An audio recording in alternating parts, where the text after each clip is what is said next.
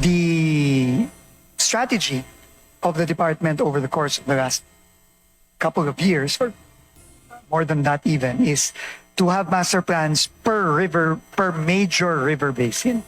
So, wala po talagang consolidated national plan, but it has been done on a per river basin.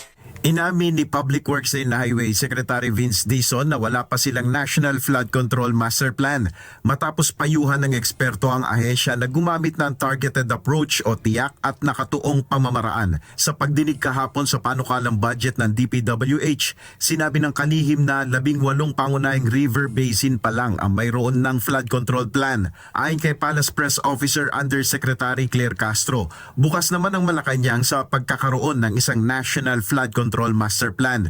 Hindi po sinasara ng administrasyon ang patungkol sa master plan.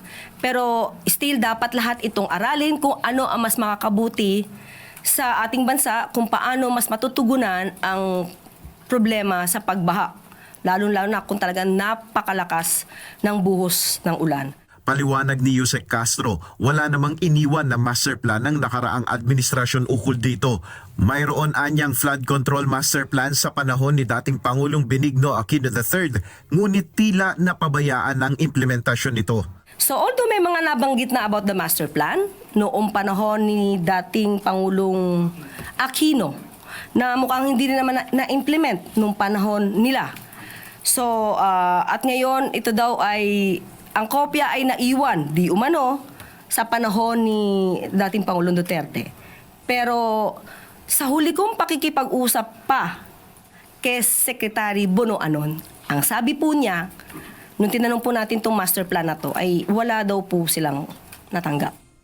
Samantala, hinamon naman ng Malacanang si Davao City 1st District Representative Paulo Pulong Duterte na ilabas ang dokumentong kanyang sinasabi na may kaugnayan sa implementasyon ng flood control projects sa kanyang lugar. Maganda po yan at makakatulong. Kaya lang nung siya po yata ay pinatawag sa ICI ay hindi po siya nagsumite ng anumang statement at anumang mga dokumento at ito ay kanyang binaliwala. So ito mga dokumentong sinasabi niya ay malaking tulong para malaman natin kung ang mga flood control projects na naisagawa sa Davao City ay hindi sa dokumento lang, kung hindi talaga nag-i-exist. Sa naging pahayag ng kongresista, binigyan umano siya ng DPWH Region 11 ng kopya ng listahan ng kumpletong mga proyekto mula 2020 hanggang 2022.